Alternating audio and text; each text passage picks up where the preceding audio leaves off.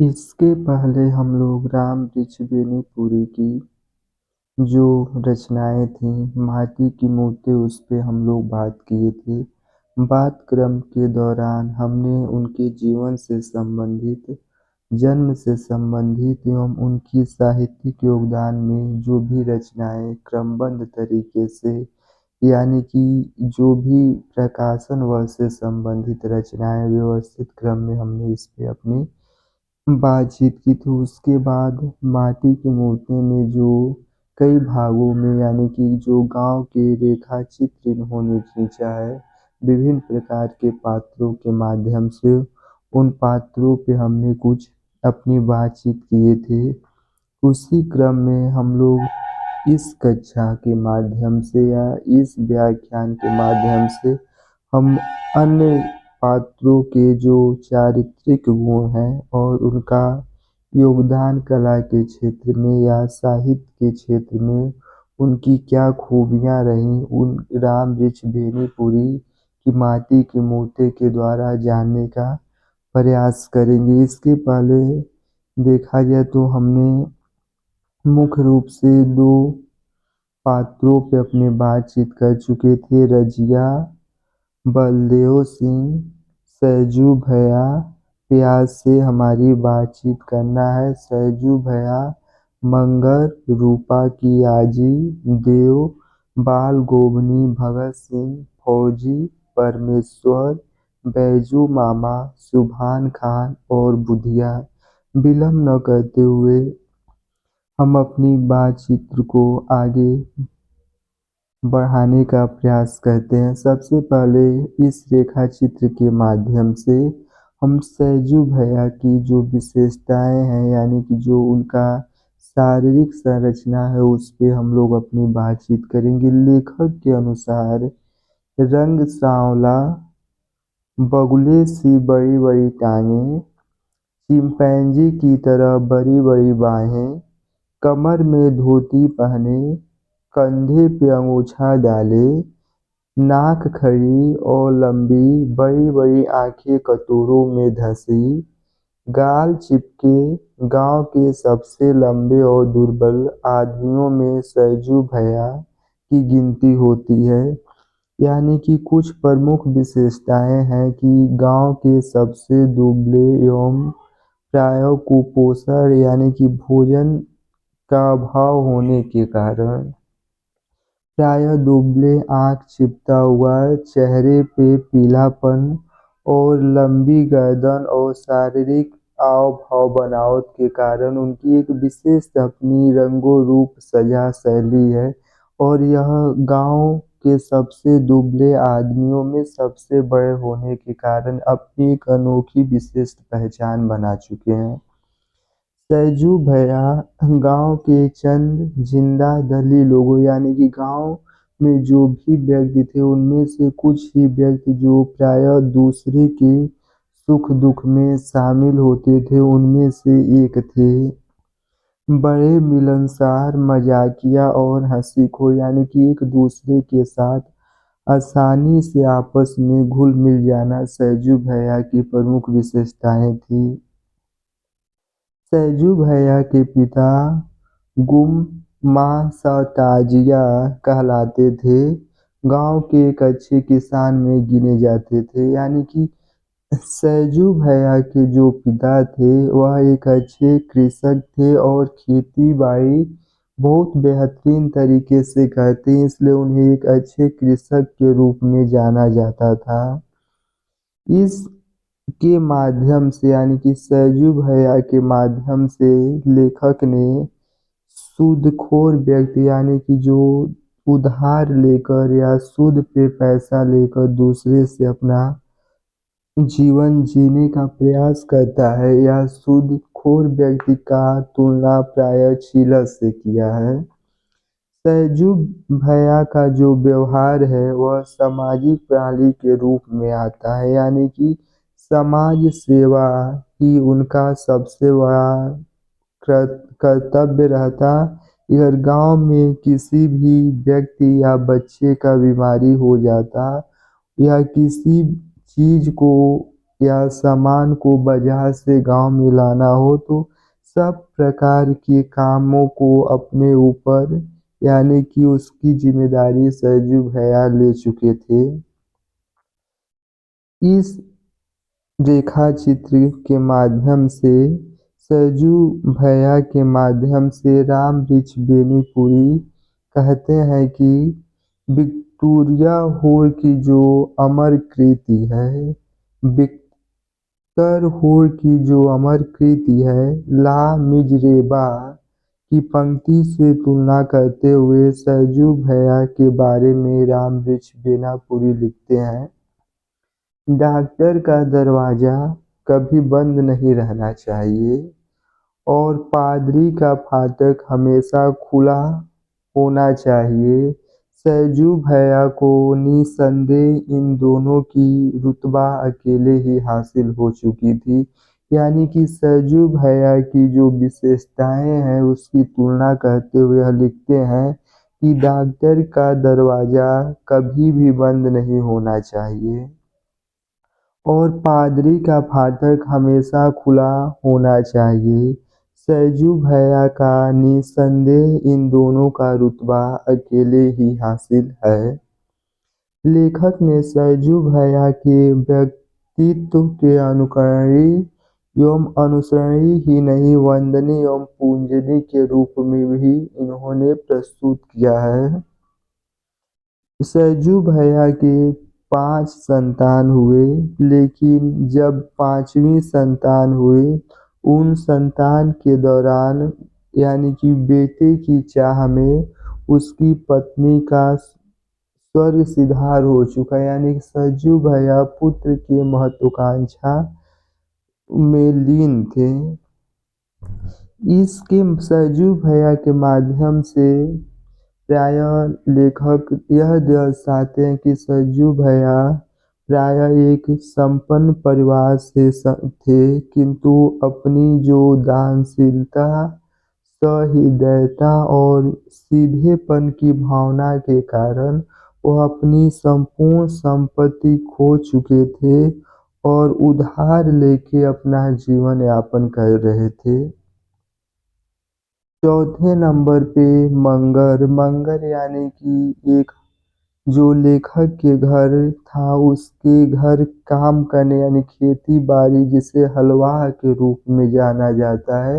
मंगर प्रायः लेखक के घर हलवाई का काम करता था। उसके शारीरिक बनावट पे टिप्पणी करते हुए राम वृक्ष बेनीपुरी लिखते हैं कि मंगर की शारीरिक बनावट का वर्णन करते हुए कहते हैं, हट्ठा कट्ठा व्यक्ति था, कांधे पे हल, हाथ में पैना, आगे पीछे बैलों का जोड़ा, अपनी आवाज के दहासत से बैलों को भगाता, मेरे खेत की ओर सुबह सुबह जाता, जब से मुझे होश है मैं मंगल को इसी रूप में देखता। लेखक के अनुसार मंगल का जो स्वभाव था वह बच्चों के प्रति अच्छा नहीं था। प्रायः वह बच्चों से चिढ़ता था। यद्यपि बचपन में लेखक मंगल के कंधों पे बैठकर खेलने का सौभाग्य प्राप्त हुआ था।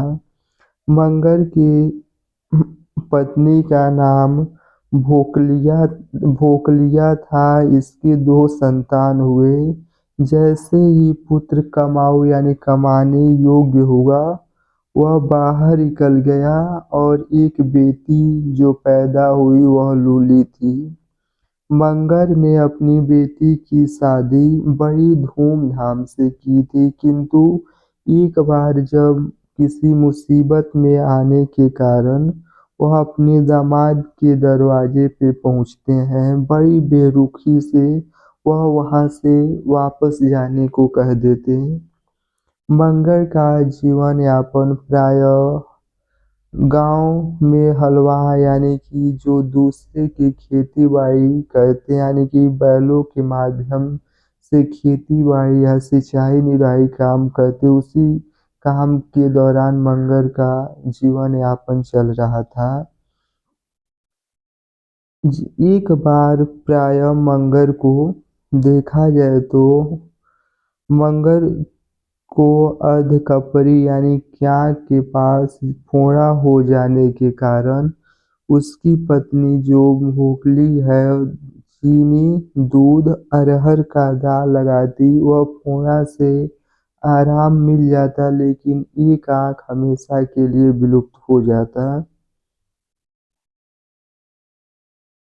जीवन के अंतिम समय और जर्जर समय में मंगर प्रायः चिड़चिड़ापन हो चुका था। पाँचवें नंबर पे रूपा की आजी। रूपा की आजी के बारे में लेखक उसकी जो शारीरिक विशेषता है उसके बारे में कहते हैं कि लंबी गौरी औरत, भरा पूरा बदन, हमेशा साफ सफेद बागबग कपड़ा पहने रहती, रोबदार चेहरा, बड़ी बड़ी आंखें, पूरे बदन का ढांचा मर्दों जैसा, मानो धोखे से औरत हो गई हो। गांव में यह बात फैल चुकी थी कि जो रूपा की आजी है वह डायन है। वह बच्चों को हंसते खेलते देखकर उन्हें उसकी नज़र लग जाती जिससे बच्चों का कुछ ही समय में मर जाते। इस प्रकार की अफवाहें गांव में फैल चुकी थीं। रूपा की आजी रूपा की आजी अपने बेटा को भी उसके शादी के बरस खा गई थी यानी कि उस समय की जो भी अंधविश्वास फैली हुई थी समाज में किसी भी प्रकार की बीमारी की वजह से अगर किसी व्यक्ति की मौत हो जाती थी तो उसका श्रेय रूपा की आजी को दिया जाता था क्योंकि वह समाज जो सभ्य कहे जाने वाले समाज के माध्यम से एक मानक के रूप में उसे डायन को उपमा दे दी गई थी। उसके माध्यम से प्रायः जो विभिन्न प्रकार की घटनाएं होती थी उसको उपमा के रूप में रूपा की आजी को श्रेय के रूप में दिया जाता था।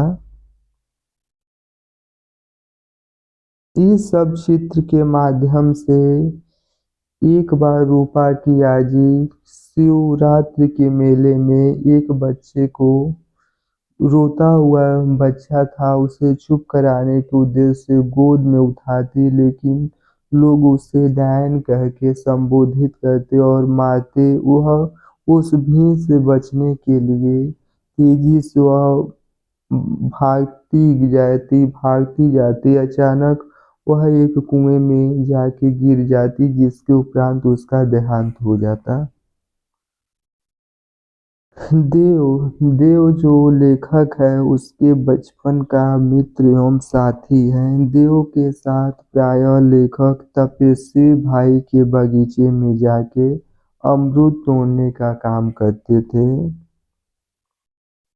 प्रायः देव को समाज के लोग जो उस समय के समाज के लोग थे वह प्रायः ही भरी दृष्टिकोण से देखते थे। लेखक यानी कि लेखक जब भी देव के साथ खेलने जाता तो प्रायः लेखक के जो मामा थे उसको रोकते थे देव के साथ खेलने के लिए। एक बार लंबे समय अंतराल बाद जब देव लेखक से मिलता है तो वह पूछता है कि समाज सेवा यानी कि देश की सेवा के लिए हम क्या कर सकते हैं तो क्या कर सकते हैं। लेखक ने अपनी सोच और समझ के माध्यम से कहा कि तुम स्वदेशी अन्न पाओ। उसी बात को सुनकर देव प्रायः खादी का वस्त्र पहनना शुरू कर दिया। देव का चरित्र जो शुरुआत में बहादुरी के साथ था वह शरारती था वह बाद में जाके जीवन के अंतिम वर्षों में जाके वह देश हित के लिए मर मिटा। प्रायः देव को समाज ने ही दृष्टि से देखने के साथ साथ उसके साथ प्रायः जो व्यवहार था वह भी समाज का व्यवहार निम्न किस्म या निम्न स्तर का हो चुका था। बाल गोवनी भगत, बाल गोवनी भगत जिससे प्रायः यह तेली थे, इसके बारे में लेखक कहते हैं, मझले कद, गोरे चिट्ठे आदमी, 60 के ऊपर आयु, बाल पके पके, चेहरा सफेद, बालों में जगमग, शरीर पे कम कपड़े, कमर में लंगोटी, सिर में कबीरपंथी सी कनपटी टोपी उसका शारीरिक बनावट और पहनावा था। लेखक प्रायः तेली के बारे में कहते हैं कि तेली जिसका मुंह देखने के बाद यात्रा सुफल नहीं होता, ऐसी व्यवस्था दे रखी थी हमारे समाज ने। तेलिया मसान यह घृणास्पद जुड़ा था इस जाति के साथ। बाल भोगनी भगत कबीरपंथी थे, वह कबीर को प्रायः साहब कहा करते थे। बाल बाल गोवनी भगत खेती बाड़ी करते और इसी के माध्यम से अपना जीविका एवं परिवार का जीविका यापन करते थे। वह प्रायः जब भी आषाढ़ के माह की शुरुआत आती, भादों की अंधेरी रात हो, उस समय वह कीर्तन फागुनी पे गीत गाते। भादों के अंधेरी रात्र में बाल भोगनी भगत सिंह गीत गाते, गोदी में पियवा, चमक उठे सखिया, चिहुक उठे न, तेरी गठरी में लगा चोर, मुसाफिर जाग जरा, यानी कि बाल भोगनी कबीरपंथी और कबीर के बहुत बड़े उपासक थे। वह प्रायः किसी भी पर्व में वह कबीरपंथियों की तरह गीत गाते थे।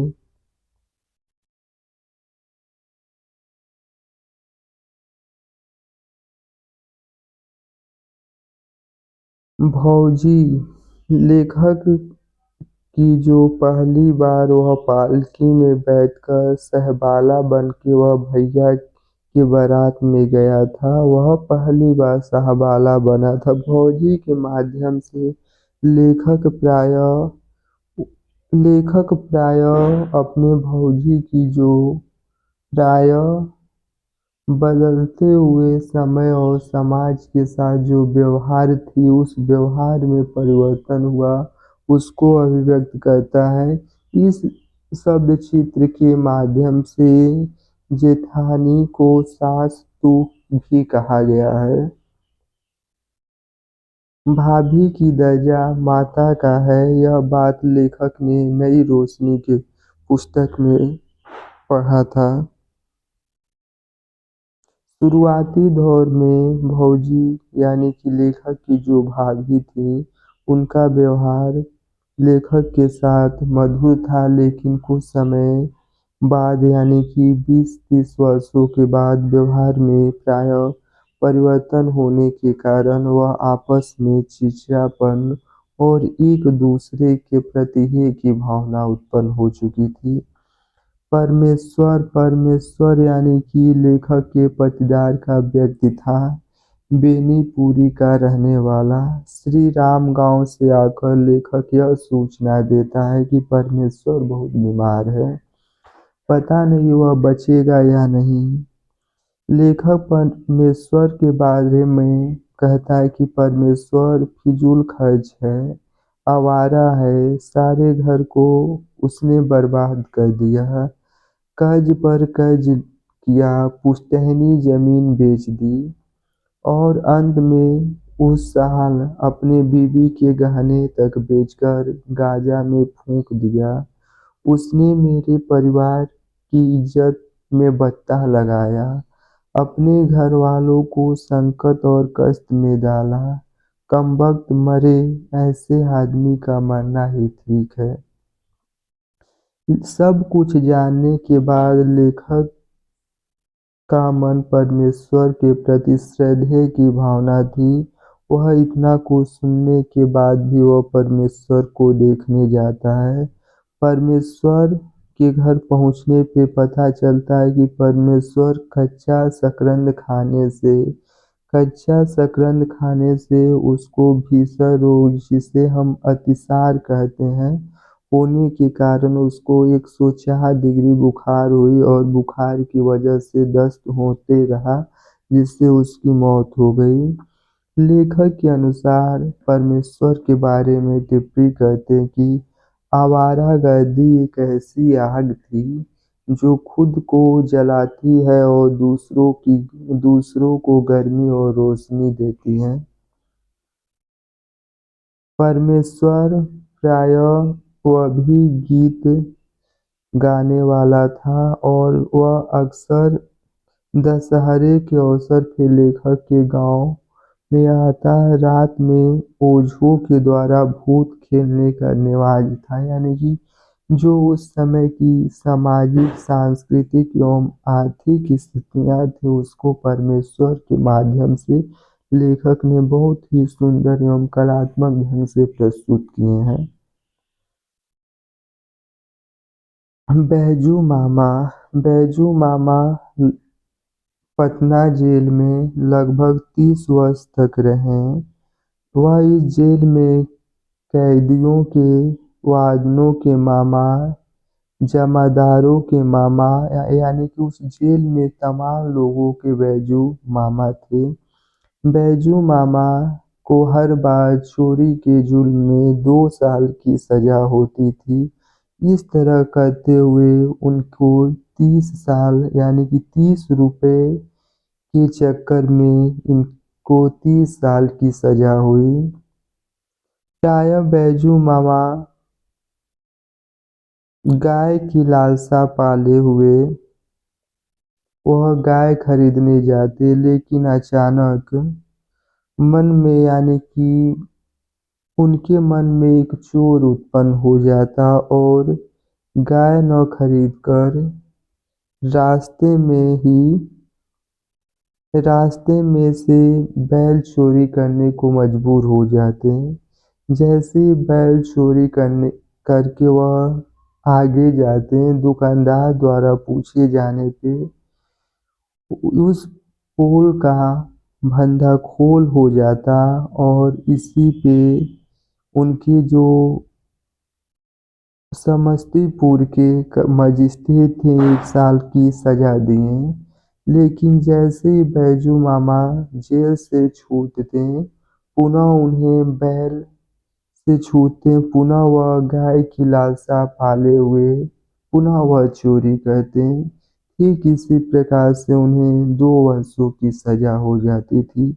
इसी तरह से वह 30 वर्षों की सजा उन्होंने 30 रुपए के चक्कर में अपने जीवन का जेल में व्यतीत कर दिए। बैजू मामा न तो किसी प्रकार के पेशेवर चोर थे, वह प्रायः वार्डन में पौधों और फलों, पेड़ पौधों को पानी, सफाई, गुड़ाई निराई का काम करते। प्रायः वह गांधी और स्वराज के बारे में जेल में लेखक से पूछा करते थे। सुभान खान के माध्यम से जो मुस्लिम थे, प्रायः लेखक बचपन में उनके ही घर पे आया जाया करता था। इसके माध्यम से जो सामरिक संस्कृति है, जिसमें हिंदू मुस्लिम समाज की एकता और विविधता है, उसको लेखक ने प्रायः प्रस्तुत किया है। सुभान खान एक बार मस्जिद पे किसी ने समाज में अराजकता फैलाने के उद्देश्य से सुअर काट को फेंक दिया था। इस बात को लेके मुस्लिम समाज ने हिंदू का बलि चढ़ाने का प्रयास किया, लेकिन सुभान खान के दौरान जो उनकी अपनी समझ और विवेक के माध्यम से इन्होंने इस प्रकार की जो जाति हिंसाएं थी, गाय की बलि होने से इन्होंने रोका और आपसी जो सांप्रदायिक की सौहार्द है उसको पुनः स्थापित करने में इनकी महत्वपूर्ण भूमिका रही।